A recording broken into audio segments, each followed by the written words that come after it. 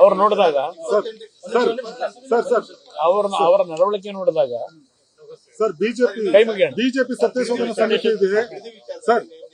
ಇಡೀ ದಿನ ತಾವು ಕಾದ್ರೆ ಆದ್ರೆ ಅವ್ರನ್ನ ಸಮರ್ಥನೆ ಕೊಟ್ಟಿದ್ದೀನಿ ಅಂತ ಹೇಳಿದ್ರೆ ನಮಗೆ ಕೆಂಪೇಗೌಡ ಜಯಂತಿ ನಾವ್ ಇನ್ನೂ ಕಾಯ್ತೀನಿ. ಈಗ ಇಲ್ಲಿವರೆಗೆ ಒಂದು ನಿಮಿಷ 2 ಪತ್ರ ಬರೆದಿದ್ದಾರೆ. 2 ಪತ್ರದ ಮುಖಾಂತರವೇ ಅವ್ರು ಕೊಟ್ಟಂತ ಆಹ್ವಾನಕ್ಕೆ ನಾನು ಉತ್ತರ ಕೊಟ್ಟಿದ್ದೇನೆ. ನಾನು ಪತ್ರ ಬರೆದಕ್ಕೆ ಅವರಿಂದ ಉತ್ತರ ಇಲ್ಲಿವರೆಗೆ ಏನು ಬಂದಿಲ್ಲ. ಬಂದು ಅವ್ರೇನಾದ್ರು ಜನಗಳ ಮಧ್ಯಕ್ಕೆ ಬಂದು ರೈತರ ಜೊತೆಲಿ ಕೂತು ಚರ್ಚೆ ಮಾಡೋದಾದ್ರೆ ನಂದೇನು ಅಬ್ಜೆಕ್ಷನ್ ಇಲ್ಲ, ನಾನು ಬರ್ಲಿಕ್ಕೆ ತಯಾರಾಗಿದ್ದೀನಿ ರೈತರ ಜೊತೆ. ಆದ್ರೆ ನೆನ್ನೆ ದಿನ ಯಾವ ರೀತಿ ಘಟನೆ ನಡೆದಿದೆಯಲ್ಲ,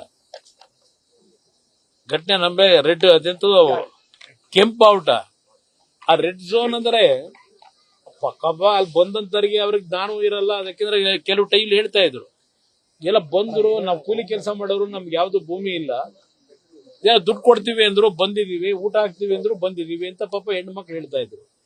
ಆ ಕೂಲಿ ಕೆಲಸ ಮಾಡೋರ್ನೆಲ್ಲ ಕರ್ಕೊಂಬಂದಲ್ಲಿ ಧಿಕ್ಕಾರ ಕೂಗ್ಸದ ಅದಕ್ಕೆ ಪಾಪ ಬಂದರೆ ಬಹಳ ಜನಕ್ಕೆ ವಿಷಯವೇ ಗೊತ್ತಿಲ್ಲ. ಬಂದ್ ನನ್ ಸ್ವಂತ ನನಗೆ ಆಹ್ವಾನ ಕೊಟ್ರೆ, ಅಲ್ಲಿ ರೈತರ ಸಮ್ಮುಖದಲ್ಲಿ ಆಹ್ವಾನ ಕೊಟ್ರೆ, ಯಾರು ನಿಜವಾದ ರೈತರು ಖಾತೆ ಹೋಲ್ಡರ್ಸ್ ಇದ್ದಾರೆ ಅಲ್ಲಿ ಕೂತ್ಕೊಂಡು ಚರ್ಚೆ ಮಾಡೋದಕ್ಕೆ ಈಗಲೂ ಕರೆದ್ರೆ ಅವ್ರು ಯಾವಾಗ ಕರೆದ್ರು ಅಲ್ಲಿಗೆ ಬರ್ಲಿಕ್ಕೆ ತಯಾರಿದೆ. ಶೋಧನಾ ಸಮಿತಿ ಸಭೆ ಇದರಲ್ಲಿ ವರದಿಯಲ್ಲಿ ಜೆಡಿಎಸ್ ನ 8 ಜನ. ನೋಡಿ, ನಾನೀಗ ಆಗಲೇ ಹೇಳಿದ್ದೀನಿ, ಅಡ್ಡ ಮತದಾನದ ಬಗ್ಗೆ ಯಾವುದೇ ರೀತಿಯ ಅದಕ್ಕೆ ದೊಡ್ಡ ಮಹತ್ವ ಕೊಡೋದು ಬೇಕಾಗಿಲ್ಲ. ಅದನ್ನ ಅಲ್ಲಿಗೆ ಕೈಬಿಡಿ ಅಂತ ಹೇಳಿ ನಾನು ಮಾರನೇ ದಿವಸನೇ ಹೇಳಿದ್ದೇನೆ. ಅದಕ್ಕೆ ಯಾವುದೇ ರೀತಿಯ ಪ್ರತಿಕ್ರಿಯೆ ಅವಶ್ಯಕತೆ ಇಲ್ಲ.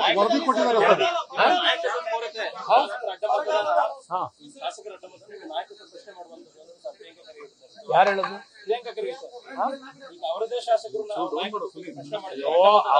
ಅವರ ಪಕ್ಷದಲ್ಲಿ ಏನೇನಾಗಿದೆ,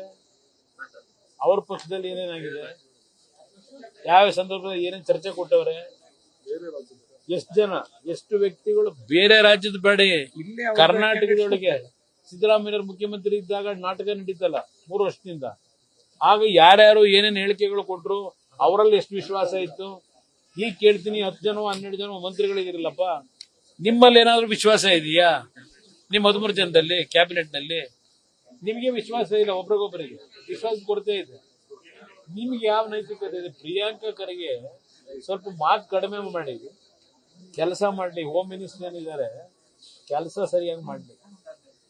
2 ಖಾತೆ ಇಟ್ಕೊಂಡು ಬರೀ ಹೇಳಿಕೆ ಕೊಟ್ರಾಗಲ್ಲ, ವೀರಾವೇಶನ್ ಮಾತು. ಅದರಿಂದ ಮೊದಲು ಹೋಮ್ ಮಿನಿಸ್ಟ್ರಿನಲ್ಲಿ ಏನೇನು ಸಮಸ್ಯೆಗಳಿದೆ, ಅದಕ್ಕೆ ಏನು ಮಾಡಬೇಕು ಅನ್ನೋದು ಅದರ ಬಗ್ಗೆ ಗಮನ ಕೊಡ್ಲಿ. RSS ಬಗ್ಗೆ, ಇನ್ನೊಂದು ಬಗ್ಗೆ ನಾವು ಮಾತಾಡಿದ್ವಿ ಬೇಕಾದಷ್ಟು ಸಲ. ಆದ್ರೆ ಅದು ಬಿಟ್ಟು ಇವತ್ತು ಇಲ್ಲೇನಿದೆ ಪರಿಸ್ಥಿತಿ, ಅದನ್ನ ಸರಿಪಡಿಸೋದಕ್ಕೆ ಹೋರಾಟ ಮಾಡಪ್ಪ. ಸೆಂಟ್ರಲ್ ಕ್ಯಾಬಿನೆಟ್ ವಿಸ್ತರಣೆ ಆಗುತ್ತೆ.